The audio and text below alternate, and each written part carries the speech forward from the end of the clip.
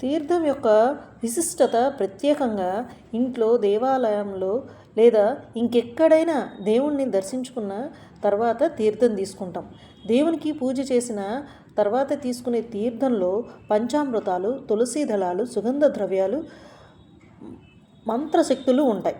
దీంతో ఆ తీర్థం అత్యంత పవిత్రంగా మారుతుంది. తీర్థం తీసుకోవడం ద్వారా మన ఆరోగ్యం, ఆధ్యాత్మిక చింతన మెరుగవుతాయి. మొదటిసారి తీర్థం తీసుకుంటూ శారీరక, మానసిక శుద్ధి జరుగుతుంది. దానికోసమే అకాల మృత్యుహరణం అని చెప్తారు. రెండవసారి తీర్థం తీసుకుంటే న్యాయ ధర్మ ప్రవర్తనలు చక్కదిద్దుకుంటారు. సర్వవ్యాధి నివారణం, అన్ని రోగాలు కూడా నివారణమవుతాయి. మూడవది పవిత్రమైన పరమేశ్వరుని పరమపదం అనుకుని తీసుకోవాలి. సమస్త పాపక్షయకరం, అన్ని పాపాలు తొలగిపోతాయి. పురాణాల ప్రకారం తీర్థం అంటే తరింపచేసేది అని అర్థం.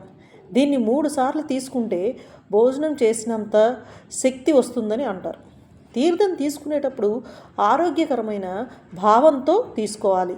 ఈ తీర్థం నాకు మంచి చేస్తుంది, నా ఆరోగ్యానికి మరియు నా ఆధ్యాత్మికతను మెరుగుపరుస్తుంది అనే సద్భావంతో తీసుకోవాలి. 3 సార్లు కూడా కుడి చేయి కింద ఎడమ చేయిని ఉంచి తీర్థం తీసుకోవాలి. కుడి చేయి చూపుడు వేలు మధ్యలోకి బొటన వేలిని మడిస్తే గోముఖ ముద్ర అంటారు.